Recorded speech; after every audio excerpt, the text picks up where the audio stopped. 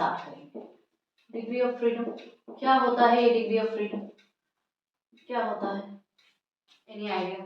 देखो, अगर point object का मतलब क्या होता है? पॉइंट ऑब्जेक्ट का मतलब ये होता है कि हम जहां से उस ऑब्जेक्ट को देख रहे हैं और वो ऑब्जेक्ट जहां पर बैठा है, हम दोनों में दूरी बहुत ज्यादा है। वहां पे जो ऑब्जेक्ट बैठा है वो ऑब्जेक्ट का डायमेंशन के रेस्पेक्ट में, हर चीज को रेस्पेक्ट में, तुम लोग ग्रेजुएशन में पढ़ते हो फ्रेम ऑफ रेफरेंस, तो वही किस फ्रेम में हम किस चीज को देख रहे हैं वो डिफाइन होता है। ठीक है, जब भी हम मोशन करते हैं, इवन अगर हम लोग जैसे कि बोल रहे थे कि मान लो कल का ही क्वेश्चन यहाँ पे ये डिफाइन था, ठीक है। अब यहाँ पे ये मास m है, ये मास m2 है, m1 है, यहाँ पे डिस्टेंस x1 है, यहाँ पे डिस्टेंस x2 है, ठीक है, x2 है, इसको o डैश माना इसको। तो इसके रेस्पेक्ट में जब हम इसको देख रहे हैं तो ऑब्वियस ही बात है दोनों का डिस्टेंस प्लस हो रहा था, लेकिन जब इसके रेस्पेक्ट में देख रहे थे तब सिर्फ और सिर्फ यही था। तो हमारा रेस्पेक्ट बात सिर्फ इसी की चल रही है, लेकिन किसके रेस्पेक्ट में देख रहे हैं, तो आप लोग रिलेटिव वेलोसिटीज वगैरह सारी चीजें पढ़ते हो, ठीक है, वो डिफरेंट केस है। तो फ्रीडम ऑफ इसका जो रिलेशन है फ्रीडम, डिग्री ऑफ फ्रीडम से कहां पर है? देखो, जब भी हम किसी पॉइंट ऑब्जेक्ट मेरा वहां पर है, तो क्या हम लोग जब भी मैकेनिक्स वगैरह या डिफाइन करते तो क्या हम समझ लो जो तारा है उसको हम लोग पॉइंट ऑब्जेक्ट बोल देते हैं, लेकिन क्या वो एक्चुअल में पॉइंट है? पॉइंट जैसा डायमेंशन, उसके डायमेंशंस बहुत बड़े हैं, हमारे पृथ्वी से भी बड़े हैं, बट जो डिस्टेंस है वो बहुत ज्यादा है जब हम ये डिफाइन करें कि मैं उसको देख रहा हूं अर्थ के रेस्पेक्ट में उसकी पोजीशन को। सिमिलरली जब हम डिफरेंट डिग्रीज ऑफ फ्रीडम की बात करते हैं, डिग्री ऑफ फ्रीडम का मतलब क्या है कि अगर एक कोई पॉइंट ऑब्जेक्ट है या कोई भी बॉडी है वो मोशन कर रही है, तो वो फ्रीली कितना डायमेंशंस में मोशन कर सकती है, ठीक है, और वो बता दिया जाएगा कि कहां पर वो मोशन कर रही है, उसका बैकग्राउंड फ्रेम क्या है, ठीक। अब मान लो कि जैसे हमारे पास 3 डायमेंशंस हैं, ठीक है, 3 डायमेंशंस है, हमने अक्सर तुम लोग डायग्राम ऐसा 3 डायमेंशंस का ड्रॉ करते हो, बट रियल में क्या ऐसा है? नहीं। अगर इसको मैंने y डायमेंशन माना, इसको मैंने x डायमेंशन माना, इसको मैंने z डायमेंशन, अक्सर हम लोग z को ऊपर भेज देते, कोई दिक्कत नहीं, नीचे भी जा सकता है, z इधर भी जा सकता है, z उधर भी जा सकता है, एक यूज टू है इसीलिए हम लोग नहीं है, व्हाटएवर में भी। तो इन सभी पॉजिटिव डायरेक्शंस में है, हम इसका नेगेटिव भी तो एक्चुअल में होता है कि नहीं? इसका नेगेटिव भी होता है, वो हम लोग ड्रॉ नहीं करते हैं। तो सिमिलरली इसका मतलब क्या है कि यहाँ पर 6 है और ये कहाँ है? स्पेस कोऑर्डिनेट्स में है, स्पेस कोऑर्डिनेट्स। ये हमें हमेशा बताना पड़ेगा कि जब भी हम ये 6 लिख रहे हैं तो वो 6 क्या है? वो 6 हमारे स्पेस कोऑर्डिनेट्स हैं। इसका मतलब क्या कि अगर हम किसी पार्टिकल, मान लो कोई पार्टिकल मेरा यहाँ पर P है, ठीक, कोई पार्टिकल मेरा यहाँ पर P है और मैंने इसको नेगेटिव डायरेक्शंस में, हमने इसको ऐसे हवा में स्पेस में रख दिया है, ठीक। तो ये जो पार्टिकल अगर उसको मोशन कर रहा है तो वो मोशन कहीं भी कर सकता है, ओवरऑल जितने भी उसके पास इंडिपेंडेंट कोऑर्डिनेट्स होंगे। तो इस डायग्राम में इसके पास कितने डायमेंशंस होंगे बताओ? 6 हो गए ना, 6 हो गए इसके पास। तो हम ये कह सकते हैं, तुम लोग हमेशा थर्मोडायनामिक्स में 6n करते हो ना? थर्मोडायनामिक्स में एनसेंबल थ्योरीज का जब हम लोग निकालते हैं, तुम्हारा डिस्ट्रीब्यूशन फंक्शन बोलो या पार्टीशन फंक्शन बोलो, जो भी बोलो, निकालते हो तो 6n करते हो। कहाँ से 6 आ रहा है? ये 6 है उसका, क्लियर है? पार्टिकल हो गई। डिग्री ऑफ फ्रीडम समझ में आ गया कि डिग्री ऑफ फ्रीडम एक्चुअल में शब्द क्या है कि डिग्री ऑफ फ्रीडम वो चीज है जहां पे वो पार्टिकल फ्रीली स्पेस करते हैं, इंडिपेंडेंट कोऑर्डिनेट्स उसके कितने हैं जहां पर उन कोऑर्डिनेट्स के हेल्प से पार्टिकल फ्रीली मूव कर रही है या मोशन कर रही है। अब कंस्ट्रेंट फिर कहां से आ गया? कंस्ट्रेंट कहां से आ गया? कंस्ट्रेंट क्या होता है फिर? कंस्ट्रेंट्स, क्योंकि यहाँ पे कंस्ट्रेंट की बहुत बड़ी भूमिका है। कंस्ट्रेंट्स का मतलब क्या होता है? कंस्ट्रेंट कर रहा है। एक लोकल लैंग्वेज में भी अगर हम इस शब्द को जाने, कंस्ट्रेंट कर रहा है यानी कि उसमें पथ में रोड़ा बन रहा है, यही बोलते हैं ना। तो सिमिलरली क्लासिकल मैकेनिक्स में जब हम किसी पार्टिकल पर बोल रहे हैं कंस्ट्रेंट्स हैं, इसका मतलब एक्सटर्नल वो सारे फोर्सेस जो कि उसको फ्रीली मूव करने में बाधा डाल रहे हैं। तो कंस्ट्रेंट्स का अगर हम कहें तो इनडायरेक्टली क्या है या डायरेक्टली कुछ भी बोल दो, फोर्सेस हैं, एक टाइप के क्या है फोर्सेस हैं जो कि पार्टिकल में क्या कर रहे हैं, बाधा उत्पन्न कर रहे हैं। तो इसका मतलब इस कंस्ट्रेंट का इस डिग्री ऑफ फ्रीडम में कोई संबंध होगा, कोई रिलेशनशिप होगी। क्या रिलेशनशिप होनी चाहिए, क्या रिलेशनशिप होनी चाहिए? इसमें से माइनस हो गया तो फ्रीडी और डिग्री इसका मतलब क्या कि डिग्री ऑफ फ्रीडम को अगर मैं F बोल दूं तो हमारे पास तो पार्टिकल के हिसाब से 3n है, लेकिन कंस्ट्रेंट का भी तो कोई भूमिका है, तो इसका मतलब -k हो गया। तो यहाँ पर क्या है, ये क्या है, डिग्री ऑफ फ्रीडम है, क्या है, ये है ना डायमेंशंस, तो ये नंबर ऑफ पार्टिकल्स हो गए, नंबर ऑफ पार्टिकल्स हो गए, और ये क्या हो गए, कंस्ट्रेंट्स हो गए। ठीक है, क्लियर है? तो ये फॉर्मूला हमेशा याद रखना, ये फॉर्मूला हमेशा याद रखना। अब 3n है, इसका मतलब क्या है, मैं कैसे डायमेंशंस की बात कर रही हूँ, ओनली स्पेस कोऑर्डिनेट्स की बात कर रही हूँ। ठीक है, पहली चीज, और साथ ही साथ मैं 3 डायमेंशंस की बात कर रही हूँ। तो हर वक्त कोई अगर तुम्हें ये लिख के बताता है कि डिग्री ऑफ फ्रीडम जो है 3n - k होता है, कब होता है, आगे पीछे बोलो, फिजिक्स का स्टूडेंट हमेशा आगे पीछे बोलेगा। फिजिक्स का स्टूडेंट ये कहेगा कि हम 3 डायमेंशंस की बात कर रहे हैं, और वो 3 डायमेंशंस कैसे हैं, स्पेस के जो 3 डायमेंशंस होते हैं एक्स वाई जेड, उसकी बात कर रहे हैं। यहाँ पे टाइम का कोई डिपेंडेंसी नहीं है। दूसरी चीज के क्या है, कांस्टेंट है, और ये 3D की बात है। अगर इसी को मैं 2D में बता दूं तो क्या हो जाएगा, degree of freedom F = 2n - k हो जाएगा। और यही 1 डायमेंशंस की बात करूं तो F क्या हो जाएगा, n - k हो जाएगा। तो इसी से क्वेश्चंस आएंगे, इंपॉर्टेंट करो, इसी से क्वेश्चंस आएंगे। बोलेगा कि पार्टिकल 2 डायमेंशन में मूव कर रहा है, या पार्टिकल 1 डायमेंशन में मूव कर रहा है एक तार में, मुझे बताओ इसके डिग्री ऑफ फ्रीडम्स कितने होंगे, इसके डिग्री ऑफ फ्रीडम्स कितने होंगे।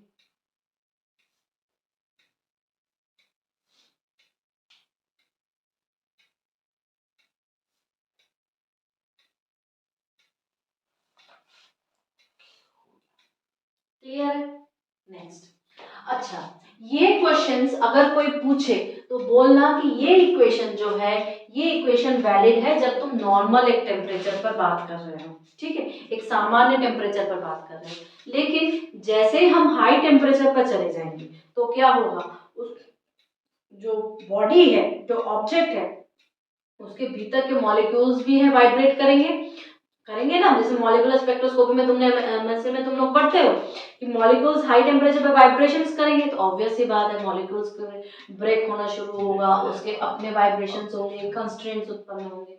ठीक है, जैसे कि तुम लोग आप ट्राई एटॉमिक मॉलिक्यूल्स की बात करते हो, ट्राई एटॉमिक मॉलिक्यूल्स जब होता है, ये मॉलिक्यूलर फिजिक्स में हम लोग डिस्कस भी करेंगे। तो ट्राई एटॉमिक मॉलिक्यूल्स में क्या होगा कि एक तुम्हारे पास ट्रांसलेशनल होगा, एक तुम्हारे पास रोटेशनल होगा। ठीक है, ट्रांसलेशनल होगा, रोटेशनल होगा। क्लियर? तो ट्राई एटॉमिक में n क्या हो जाएगा, 3 हो जाएगा, कंस्ट्रेंट्स भी आ जाएंगे फिर उसमें। तो ये सारी चीजें तब जाके प्रॉब्लम क्रिएट करती हैं। ठीक है, क्लियर है ना? अब आगे बताओ, डाई एटॉमिक में दिक्कत आ जाएगी। फिर डाई एटॉमिक में हाई टेम्परेचर पर अगर हम इसको ले जाएं तो क्या आएगा, ट्रांसलेशनल आएगा प्लस रोटेशनल आएगा प्लस वाइब्रेशनल आएगा, 2 2 3, ऐसे होंगे कि नहीं, होंगे कि नहीं, 7 डायमेंशंस हो जाएंगे, 7 उसमें वो हो जाएंगे वाइब्रेशंस के कारण। सो हम लोग डिग्री ऑफ फ्रीडम क्या हो जाएगा, इसमें 7 हो जाएगा। तो it all depends upon the, ये जो इक्वेशन है 3n - k, ये वैलिड कब है, ऑर्डिनरी टेम्परेचर्स पे, हाई टेम्परेचर्स पे नहीं। नेक्स्ट हम लोग इसमें क्या डिस्कस करेंगे, देखो अब तुम पेंडुलम ला दो। अगर मैं बोलूं एक पेंडुलम है, तो पेंडुलम को कैसे कर सकते हो, मान लो कि एक पेंडुलम है, यहाँ पर वो फिक्स्ड है, यहाँ पर उसकी है मीन पॉइंट जो है, और यहाँ पे वो ऑक्सिलेट कर रहा है। ठीक, इसकी टोटल लेंथ क्या है, L है। ठीक, इसकी टोटल लेंथ क्या है, एल है। एक थीटा बना के इसमें हम लोग उसको ऑक्सीलेट करवा रहे हैं। अब मुझे बताओ ये कितने डायमेंशंस का है। सिंपल पेंडुलम लिया है मैंने, सिंपल पेंडुलम, 2D में है। सिंपल पेंडुलम, सिंपल पेंडुलम की बात चल रही है। तो यहाँ पे वैरी कौन कर रहा है, यहाँ पे वैरी कौन करेगा, सिर्फ थीटा वैरी करेगा। ठीक है, तो यहाँ पे फिर इंडिपेंडेंट कोऑर्डिनेट्स क्या बने और कंस्ट्रेंट्स कौन से बने। पहले ये बताओ कि ये पेंडुलम मूव कैसे कर रहा है। देखो ये पेंडुलम मूव कर रहा है कितने डायमेंशंस में, 2 डायमेंशंस में। तो मोशन ऑफ पेंडुलम लिखेंगे हम इन 2 डायमेंशंस। इसका मतलब जो हम लोग इक्वेशन यूज करेंगे वो क्या हो जाएगा, 2n/k। पार्टिकल एक ही है तो इसका मतलब क्या है, 2 - k हो जाएगा। क्लियर है, 2 - k हो जाएगा। अब k क्या रखेंगे, हमारे पास वेरिएशन करने के लिए बस एक ही क्वांटिटी थीटा है कि नहीं। तो हम क्या करेंगे, k की वैल्यू क्या पुट करेंगे बताओ, k की वैल्यू क्या पुट करेंगे। हमारे पास क्या है, थीटा है और एल है और 2 डायमेंशन मूव करा रहे हैं। इक्वेशन तो ये बन गया। अब कंस्ट्रेंट एल है ना, क्यों एल है कंस्ट्रेंट, क्योंकि ये तो फिक्स है, ये तो एक्सटर्नल फिक्स कर दिया है। तो इसका मतलब एक k की वैल्यू क्या हो जाएगी, 1 हो जाएगी। तो 2 - 1 हो गया तो यानी कि 1। तो इसके पास डिग्री ऑफ फ्रीडम क्या हो जाएगी, 1 हो जाएगी। क्लियर है, इसको एक एग्जांपल के तौर पे लिखो। मान लो कि मैंने, अब एग्जांपल 2 करते हैं। एग्जांपल 2 में हमने स्प्रिंग पेंडुलम लिया, स्प्रिंग पेंडुलम। देखो ये क्वेश्चंस काफी आसान होते हैं, अगर बच्चे को पता है कौन से कैसे इसको अप्लाई करना है तो एकदम पूरा नंबर देंगे। लेकिन जिस बच्चे ने पहली बार ही, वो तो हमेशा क्या करेगा, वो वैसे ही पेंडुलम को देखता रहेगा। ठीक है, लेकिन अगर उसको ऐसे वाले पेंडुलम दिखा दे तो वो तो घपचक्कर हो जाएगा। ठीक है, कुछ नहीं करना है इसमें, हम लोग देखेंगे अभी। तो हम लोग स्प्रिंग पेंडुलम लगाएंगे। तो स्प्रिंग पेंडुलम का मतलब क्या हुआ कि उसके पास एक फिक्स्ड होगा और ये उसका मेन पोजीशन हो गया, यहाँ पर उसका स्प्रिंग लगा रहेगा और यहाँ पर उसका गोला होगा जो भी मतलब पेंडुलम जैसा होगा। ठीक है, अब स्प्रिंग पेंडुलम में होगा तो इसका मतलब क्या है कि देखो यहाँ पे क्या होगा, थीटा होगा। ठीक, लेंथ हम हमेशा क्या बोलते हैं, इस टोटल लेंथ को ही लेंथ बोलते हैं। हाँ, लेकिन यहाँ पर प्रॉब्लम क्या है, यहाँ पर तो ये तो स्प्रिंग है तो ये कैसे मूव करेगा। इमेजिन करो यहाँ पे ये चीज फिक्स है, ऐसे ऐसे होते होते ऐसे ऐसे ऐसे ऐसे ऐसे नाचते नाचते मूव करेगी। तो इसका मतलब क्या कि इसकी एल क्या हो जाएगी, वेरी हो जाएगी। थीटा तो ऑलरेडी वेरी कर रही है। ठीक है, और ये कितने डायमेंशंस की प्रॉब्लम है बताओ, कितने डायमेंशंस की प्रॉब्लम है, 2 डायमेंशंस की अगर प्रॉब्लम है तो मुझे बताओ कि यहाँ पर हम 2n - k लिखेंगे। क्लियर है, 2n - k लिखेंगे तो इसका मतलब पार्टिकल हमारे पास एक है तो 2 - k लिखेंगे, डिग्री ऑफ फ्रीडम। अब मुझे बताओ k की वैल्यू क्या है, k की वैल्यू क्या है,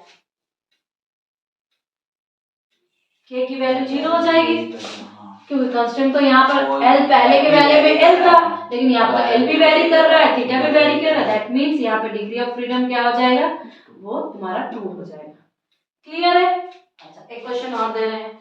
मान लो मेरे पास ऐसी समस्या है, एक हॉरिजॉन्टल सरफेस है, उसको यहाँ पर लगा दिया। हम बोल रहे हैं सिंपल हार्मोनिक मोशन के बारे में, सिंपल हार्मोनिक मोशन। क्लियर, अब इसके साथ एक स्प्रिंग लगा दिया और यहाँ पे एक मास बना दिया। बहुत इजी सा क्वेश्चन है, लेकिन बच्चों को डराने के लिए ऐसे क्वेश्चन देते हैं।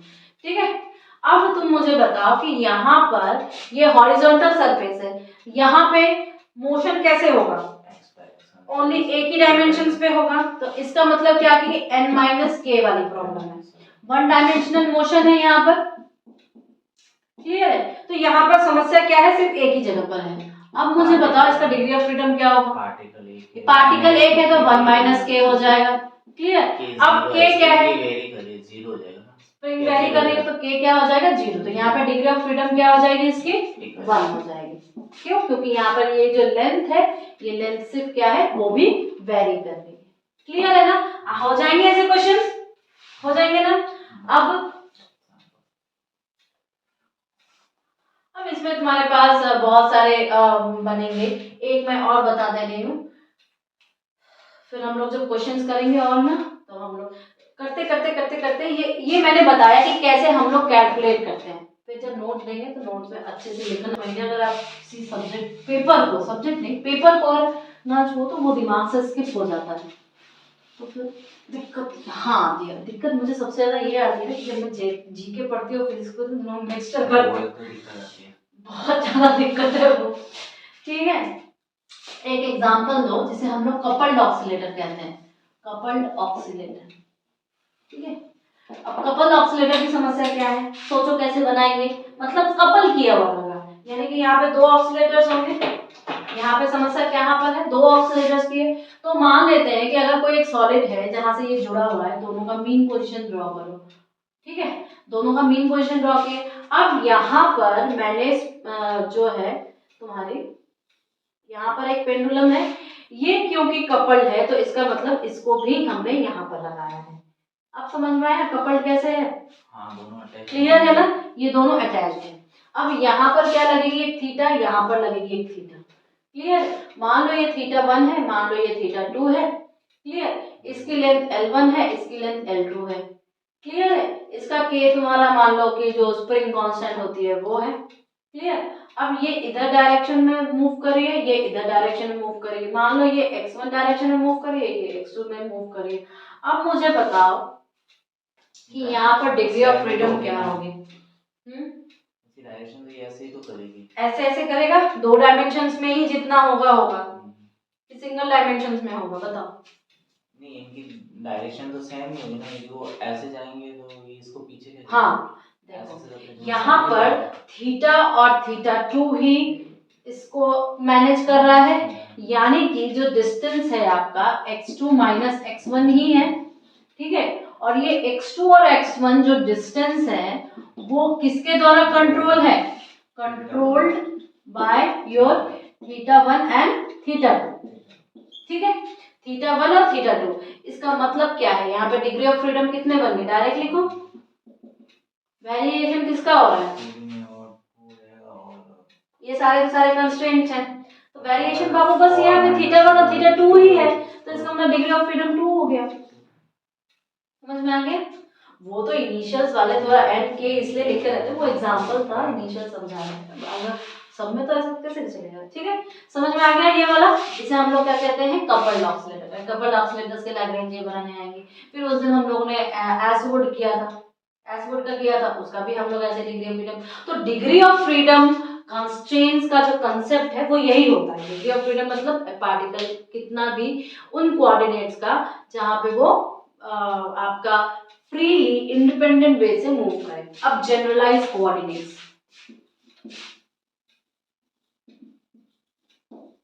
अगर कोई बोले व्हाट आर जनरलाइज कोऑर्डिनेट्स तो क्या उत्तर देंगे हम जनरलाइज कोऑर्डिनेट्स का? क्या कहेंगे? कंस्ट्रेंट का तो हमने बता दिया आपको, जनरल ऑफ कोऑर्डिनेट्स बताओ मुझे क्या होता है जनरलाइज कोऑर्डिनेट, उस दिन ही तो बताया था।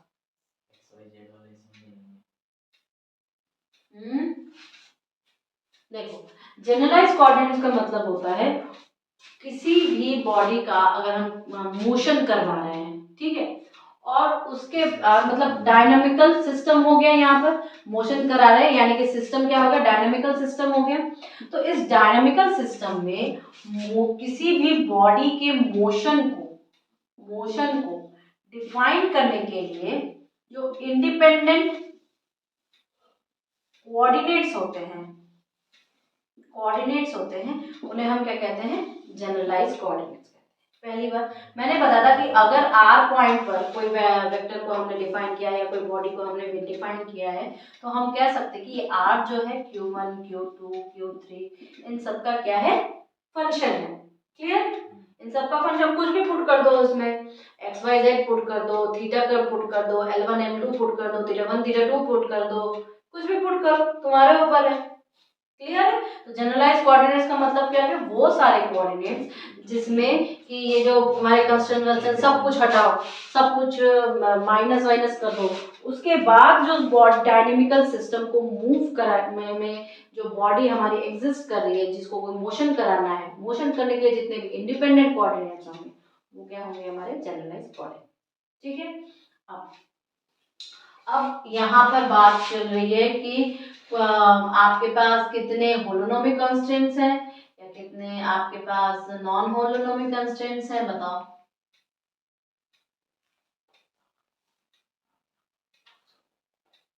कल ही बताया था, एक एग्जांपल देके, होलोनोमिक नॉन होलोनोमिक। नहीं बताया, बस रोलिंग स्लिपिंग कहाँ पर आ रहा था फिर? रोलिंग स्लिप मेरे पास वीडियो की रिकॉर्डिंग होती है, ठीक है, कोई उसे कुछ कह नहीं रहा।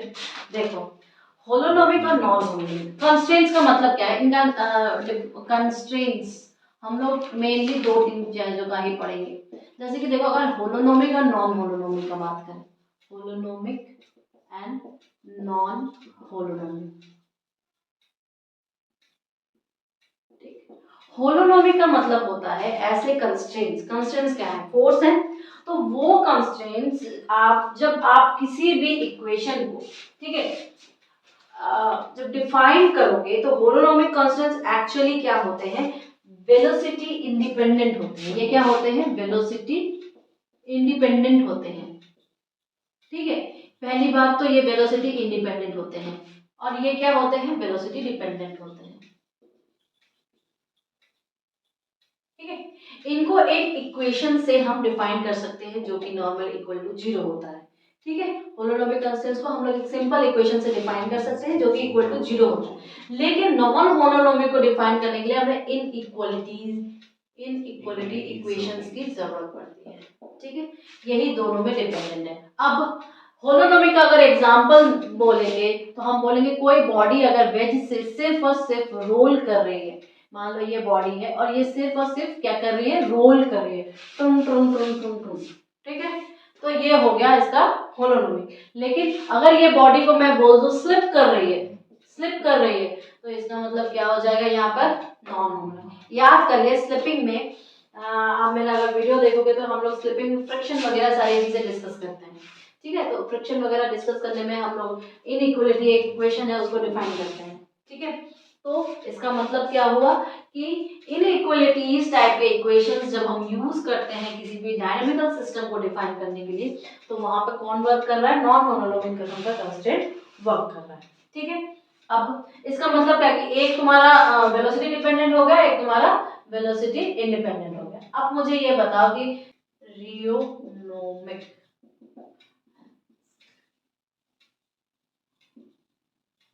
ठीक है, रियोनोमिक ये क्या होता है, टाइम का एक्सप्लिसिट फंक्शन होता है, टाइम का एक्सप्लिसिट फंक्शन होता है, और ये टाइम का एक्सप्लिसिट फंक्शन नहीं होता है।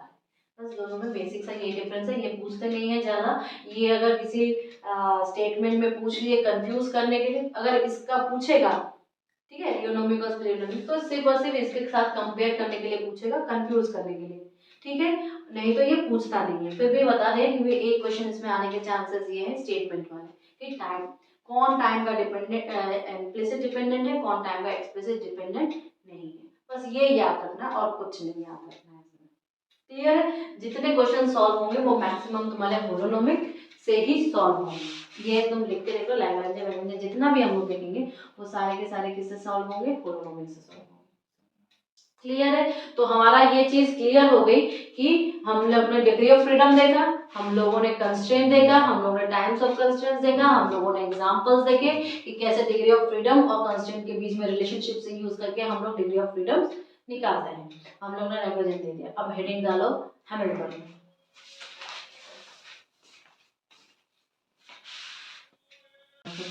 देखो, हैमिल्टोनियन जब हम कहते हैं, जब हम किसी चीज को हैमिल्टोनियन कह रहे हैं, हैमिल्टोनियन सीधा सीधा अगर हम क्वांटम मैकेनिक्स में बोल रहे हैं हम डायरेक्ट ऑपरेटर के रूप में यूज करते हैं, बट एनी हाउ अगर हम ओवरऑल इसका एक मतलब समझे तो हैमिल्टोनियन एच जो है वो total energy of the system, total energy of the system. लेकिन मुख्य रूप से हम मैकेनिक्स में क्या बोलते हैं, एक काइनेटिक एनर्जी बोलते हैं और एक आपकी पोटेंशियल एनर्जी बोलते हैं मुख्य रूप से।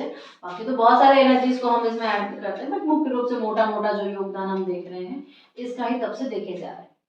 इसका मतलब क्या हुआ कि हैमिल्टोनियन का लैग्रेंजे, लैग्रेंजे क्या है, टी माइनस बी है, इसके साथ कोई संबंध होगा, कोई रिलेशनशिप होगी, ठीक है। अब जब हम एनर्जी को डिफाइन करते हैं तो बताओ कैसे डिफाइन करते हैं। देखो कितना रिलेशनशिप है, सिंपल सा। फोर्स क्या होता है, फोर्स एम ए यानी कि एक्सेलरेशन, ठीक है। या हम ये भी कह सकते हैं dp by dt, change in momentum, proportional होता है इसके, ठीक। अच्छा, जब हम एनर्जी डायरेक्टली हम वर्क कह दे, अगर हम वर्क डन निकाल दे तो ठीक है, एनर्जी लॉस वही तो एनर्जी के फॉर्म में आता है, तो F डॉट x कर देंगे, यानी कि फोर्स का किसी डिस्टेंस पर ले जाने पर एनर्जी हो गई, यानी कि फोर्स हो गया, यानी कि मोमेंटम हो गया, है कि नहीं। आड़ा टेढ़ा रिलेशनशिप हो रहा है ना। तो इसका मतलब क्या कि हैमिल्टोनियन का इसके साथ कोई संबंध होगा, होगा कि नहीं। अब देखो, अब हमारे पास एक क्वांटिटी आती है p square by 2m is equal to t। क्या होती है ये, काइनेटिक एनर्जी होती है ना। अब मुझे बताओ p को हम क्या लिख सकते हैं, mv लिख सकते हैं, लिख सकते हैं, या हम इसको ऐसे भी लिख सकते हैं, लिख सकते हैं ना, लिख सकते हैं ना। x डॉट कर दिया, v is equal to x dot ही तो हो गया ना। तो ये क्या हो जाएगा, ये m स्क्वायर x डॉट का स्क्वायर अपॉन 2m, m एक m कर दो तो यहाँ पर क्या बनेगा m x डॉट का स्क्वायर, और यहाँ पर क्या बन जाएगा 2, क्या आया ये t आया, आ सकता है कि नहीं। अब तुम मुझे बताओ कि अगर मैं इसका हैमिल्टोनियन के फॉर्म में लिखना चाहूँ या मैं लैग्रेंजियन के फॉर्म में लिखना चाहूँ तो कैसे लिख सकती हूँ।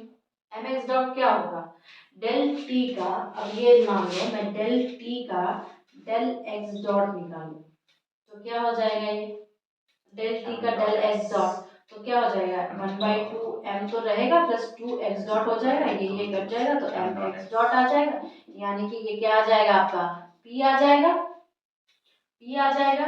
और ये चीज तुम्हारी लैग्रेंजियन के हिसाब से लाओ, लैग्रेंजियन के हिसाब से del x del l, l क्या था, l तुम्हारा होता है t माइनस v, तो यहाँ पे del l by del x dot कर दो, यहाँ पे del t by del x dot कर दो, और ये तो x डॉट का फंक्शन ही नहीं है तो इसको हटा दो, तो ये दोनों चीज बराबर हो गई। और ये दोनों चीज जब बराबर हो गई तो यहाँ पे मैं क्या लिख सकती हूँ, p लिख सकती हूँ। तो हम p को क्या लिख सकते हैं, p को हम क्या लिख सकते हैं बताओ। हाँ, p को हम लिख सकते हैं कि del l by del x dot, याद रखना, ठीक है।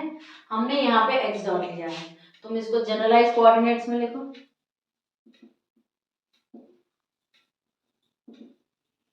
कैसे लिख सकते हो, p कोई भी k का, ठीक है, कोई भी k का function is equal to del l times of del q k dot, लिख सकते हैं कि नहीं।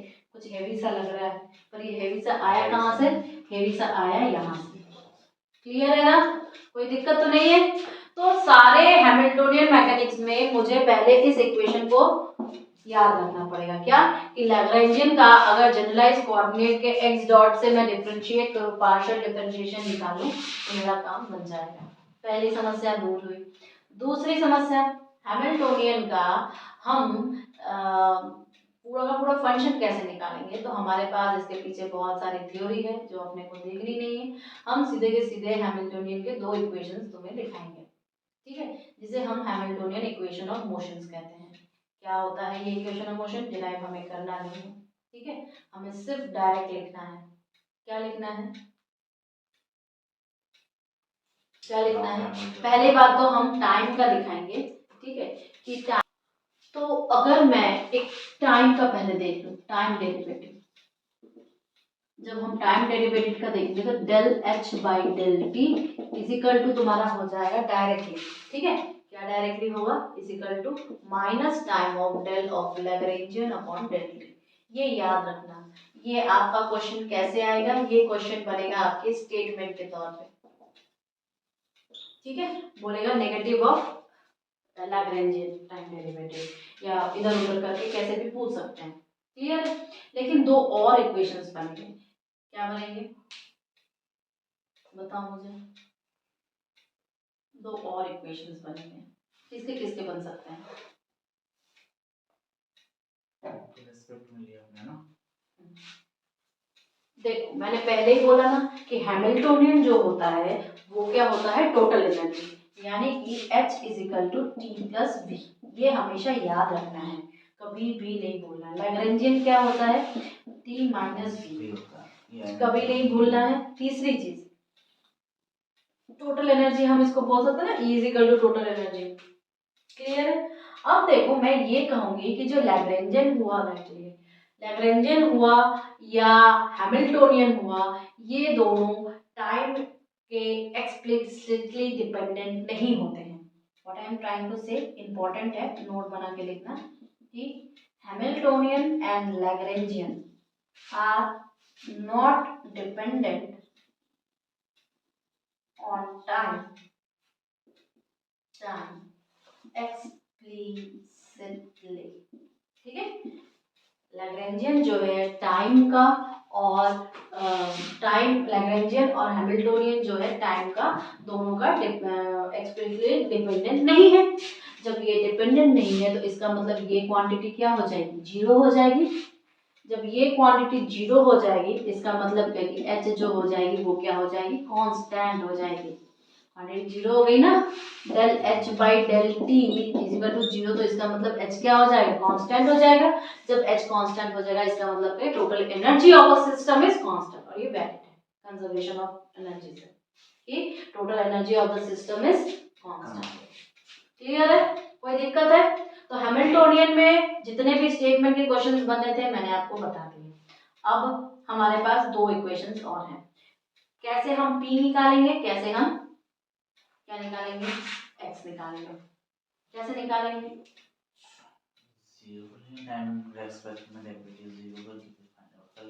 अच्छा, और क्या निकाल सकते हैं बताओ? हमारे पास देखो हैमिल्टोनियन, जब तुम लोग क्वांटम मैकेनिक्स वगैरह करते हो तब तुम लोग क्या लेते हो, दो कोऑर्डिनेट्स लेते हो ना, एक मोमेंटम स्पेस में बोलते हो और हम एक कोऑर्डिनेट स्पेस में। जब भी हम क्वांटम मैकेनिक्स में हैमिल्टोनियन निकालते हैं या कुछ भी निकालते हैं तो हम लोग दो स्पेस की बात करते हैं। हम लोग मोमेंटम स्पेस की बात करते हैं, मोमेंटम स्पेस की बात करते हैं, और हम लोग किसकी बात करते हैं, कोऑर्डिनेट स्पेस की बात करते हैं, या space coordinate, sorry I am writing, momentum coordinates की बात करते हैं, मोमेंटम कोऑर्डिनेट्स की बात करते हैं, या हम स्पेस कोऑर्डिनेट्स की बात करते हैं, स्पेस कोऑर्डिनेट्स की बात करते हैं। ठीक है, कब बात करते हैं हम लोग, जब भी हम लोग हैमिल्टोनियन निकालते हैं। ठीक है, तो यानी हैमिल्टोनियन के पास दो चीजें हैं, P और X। अब एक डायमेंशन में देखो, P और X, यानी कि हमारा जो हैमिल्टोनियन का एक इक्वेशन बनेगा वो क्या क्या निकालने की कोशिश करेगा, वो हमारा x डॉट निकालने की कोशिश करेगा और वो हमारा p डॉट निकालने की कोशिश करेगा। क्यों? क्योंकि p तो हम लोग सिर्फ p है वो तो हम लोग लैग्रेंजियन से निकाल लिए, लेकिन मेरे पास एक x डॉट निकालना है, एक हमारे पास p डॉट निकालना है। बताओ कैसे निकालेंगे? तो याद रखना, जब x डॉट निकालेंगे तो del h by del P हो जाएगा, सिंपल सा। लेकिन जब P निकालेंगे तो वो minus times of del H upon del आपका X हो जाएगा, माइनस टाइम्स। क्लियर है?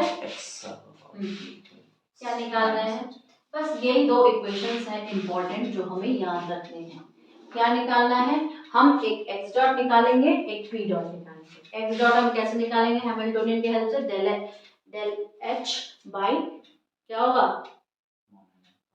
मोमेंटम, और इधर वाला क्या हो जाएगा, जब हम p डॉट निकालें तो माइनस के साथ आ जाएगा। p के साथ क्या प्रॉपर्टी है ये भी हमने देख लिया, p डॉट कैसे p सिंपल p कैसे निकालना है वो भी हम लोग ने देख लिया है, del l by del x dot निकालना। तो हमारे पास चार इंपॉर्टेंट इक्वेशंस बने, equation number 1, equation number 2, equation number 3 और इक्वेशन नंबर 4। यही चारों से पूरा का पूरा हैमिल्टोनियन के क्वेश्चंस आएंगे एग्जाम में, और कहीं से नहीं आते हैं। क्लियर है, समझ में आ गया?